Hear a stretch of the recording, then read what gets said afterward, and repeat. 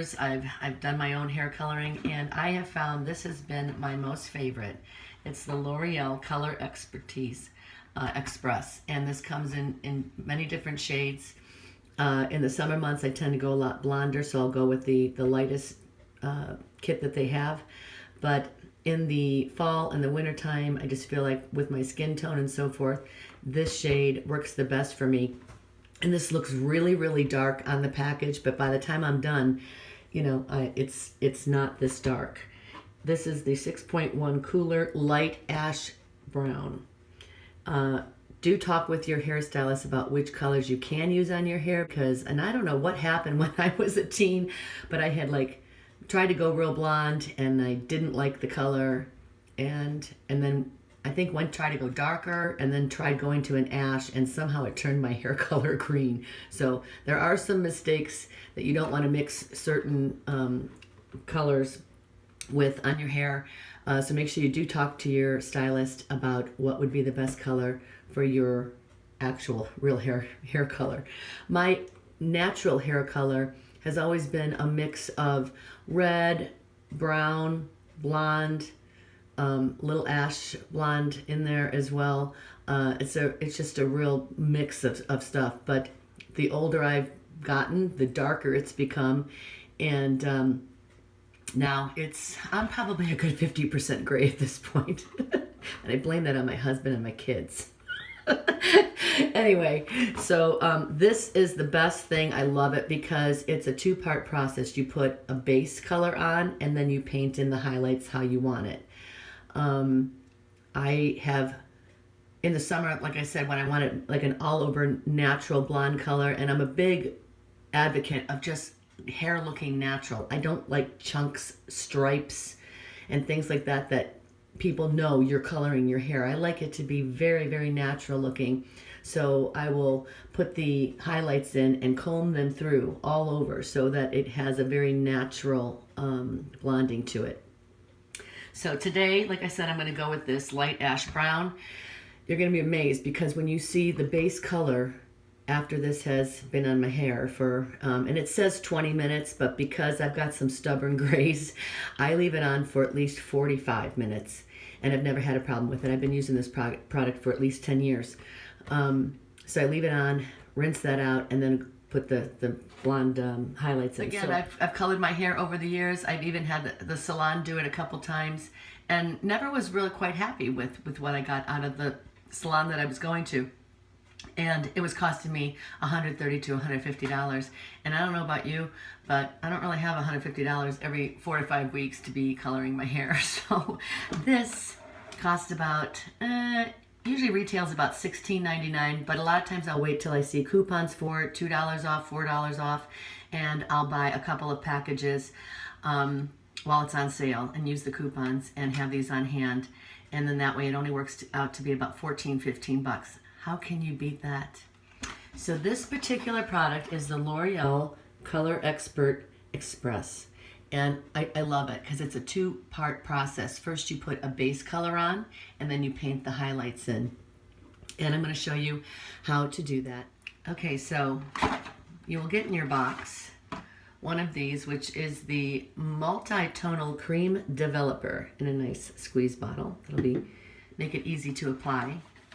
Then you will get the multi-tonal gel cream, which you're going to mix with the tonal. And then you get a nice deep conditioner to use on your hair. Not only right after you color, but for the next week or so you'll have this. Then you get a little blonde highlighting kit, which we will show you how to use later. And the handy dandy directions, which also are going to include the gloves that you will wear while doing this process so you don't stain your hands. So take out, there's two sets, one for putting on the base color and then another set of these for doing your blonde highlights. Okay, so you're going to take this little plastic bottle that has your cream developer in it, unscrew the top, and then taking your the color gel that you're going to mix with this, and you simply take the cap off, and this has a little pokey thing on the inside of it, so you put it back onto the top of here and it pokes a hole into there. It usually does it very easily, but of course, because I'm filming, this is going to, anyway, see it poke that hole in there. Now you're going to add that to the bottle. The whole thing.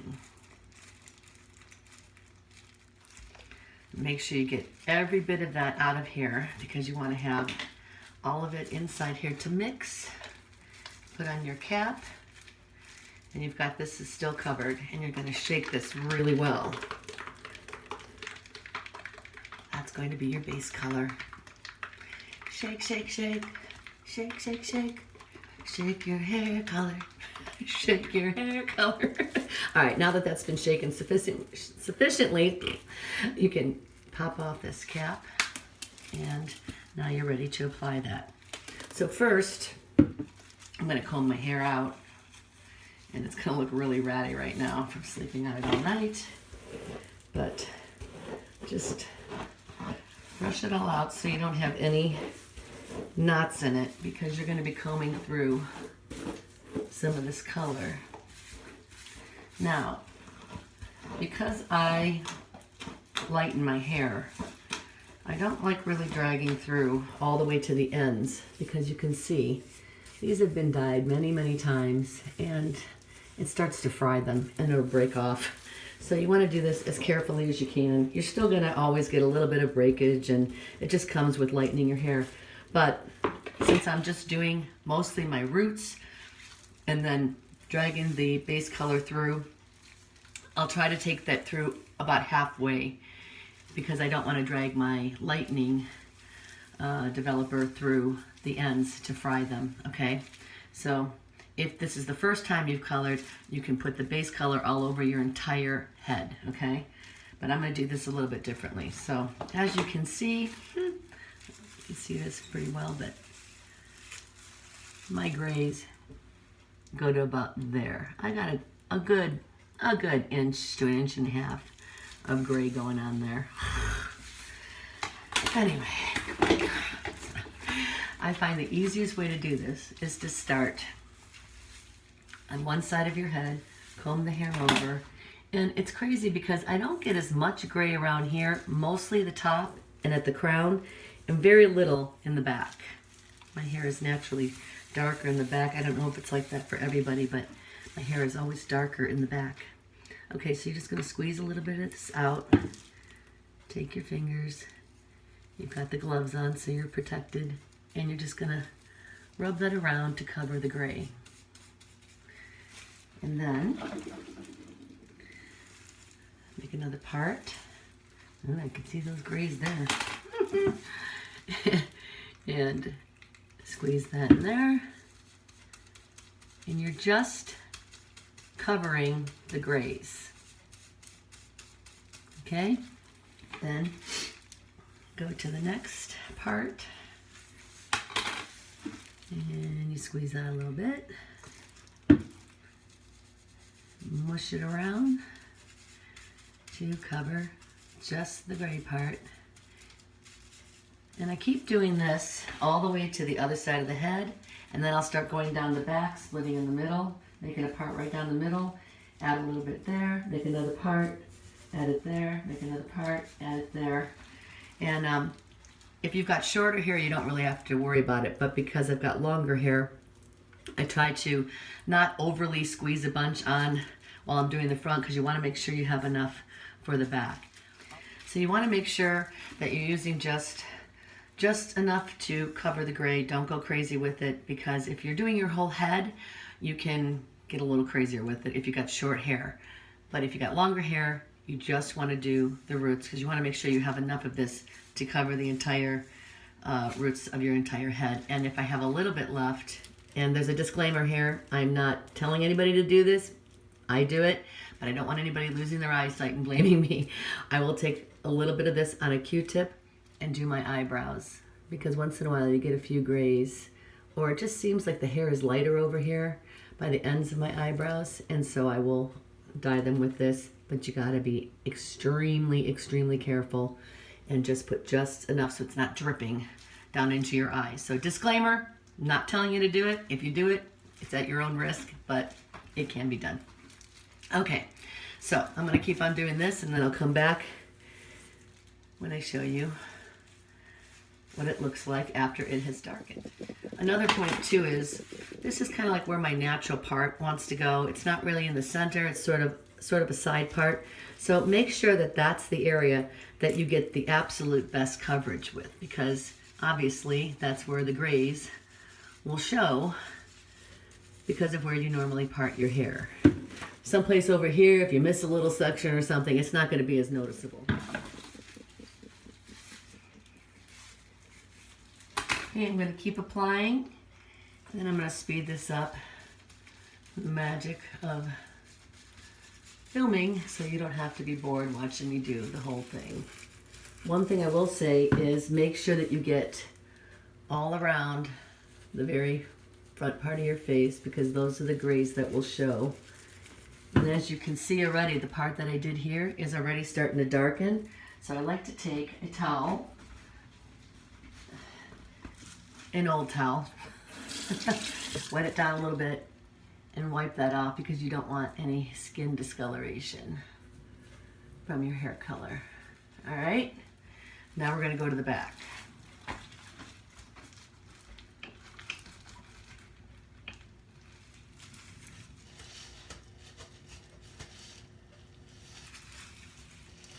See what I mean about it being darker back there?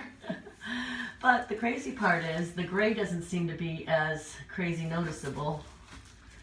So I just take that.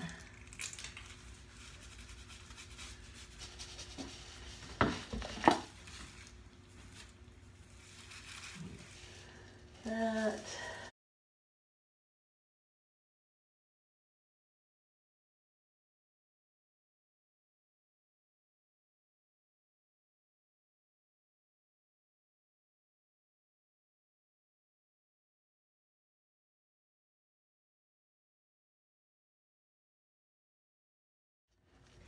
Okay, so now that I've done all the way around the top and all the way through the back, making those parts and covering that, I've made sure that I also put enough all around the bottom here, because if I do wear my hair up or in a ponytail, you don't want to have those nasty grays showing.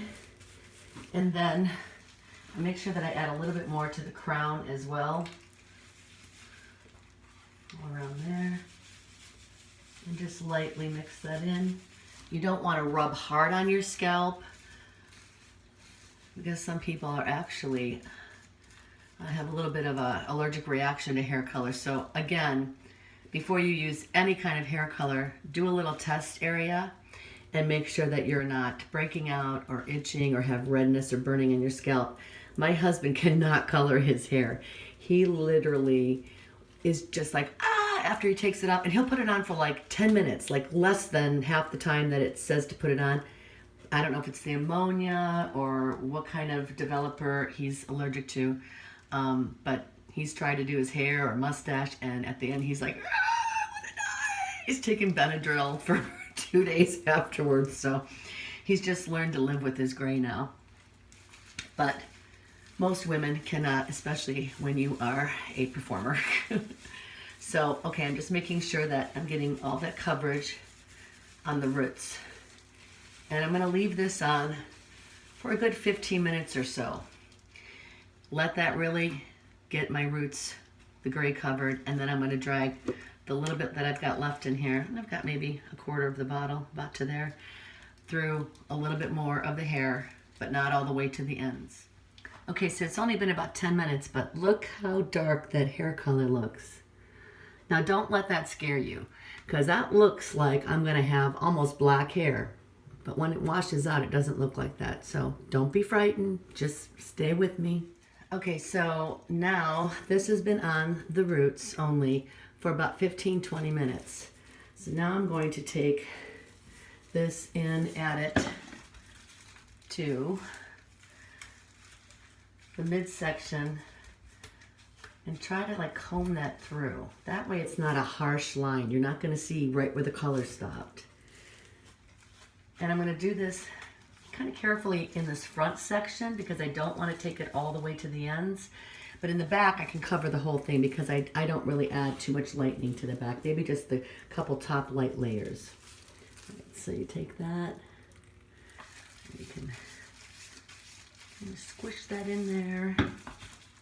The important part is combing it, because then you're going to get it more evenly distributed and you won't have that harsh line. All right, and then you add a little bit more. You mush that around and just kind of comb it, but not all the way through. And you're going to keep on doing that all through the front. Again, don't let this color scare you, the base color. It looks really dark, but once it washes out, it doesn't look near that dark. It's going to leave you with a light ash brown. This part hardly looks like it hardly needs any. Comb it. Just notice, see, I didn't comb it all the way through to these ends.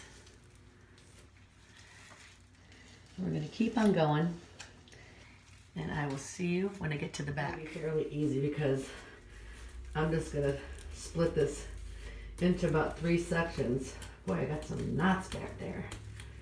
What the heck was I doing in my sleep last night? Alright, so I'm going to take like a bottom section. And you don't have to be crazy perfect with your part or anything, because like I said, I'm just going to be covering this whole area with the hair color. There we go. And comb that through. And take another third of the hair. This is so much easier when I had short hair. So much easier. But if you want long hair, you got to deal with the extra work. So it's easier if I just kind of do it like this from here. Mix that in. And use your fingers.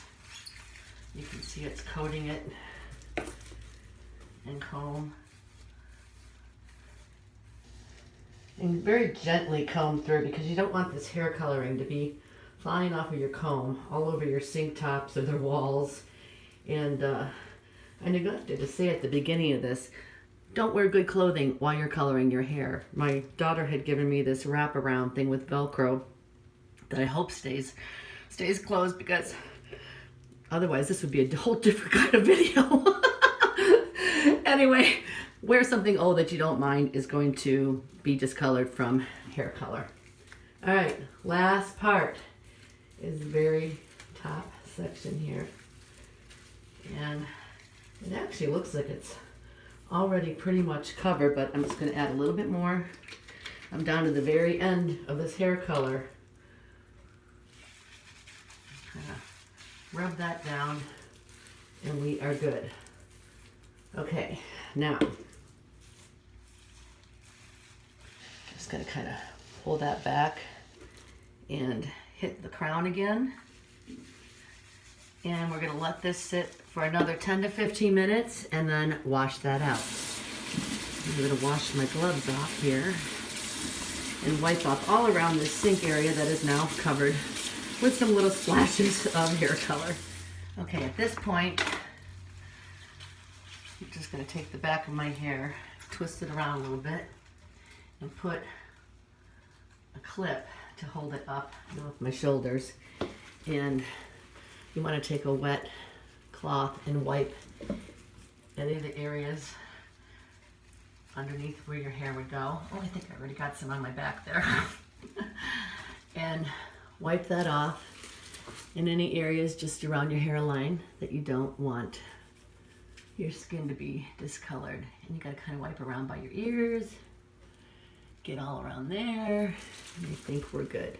Also, wipe around the sink area, check your floor, your walls, anything where any of that might have splashed, and get it off of there as soon as you can so you don't ruin anything there. And make sure you rinse out your comb really, really good with hot water. Get all that coloring out of it. and let that dry because we're going to be using it again when we put the blending in. Okay, so again, this looks so ridiculously dark. Just always amazes me. This is where I would use what very little bit I've got left here to do my eyebrows. Again, disclaimer, I'm not telling anybody to do this. Something happens, it's not my fault, but I'm just showing you what I do.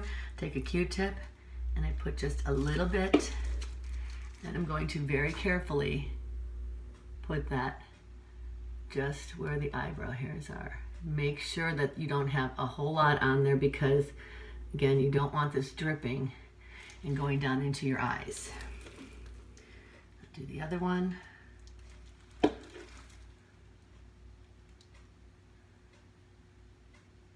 And you're just going to make sure it's covering every hair. And you can kind of see in a few minutes when it starts to darken if you need to wipe any around the skin area, but that's it. All right, 10-15 minutes, we're going to go wash all this out, and then we're going to apply our highlights.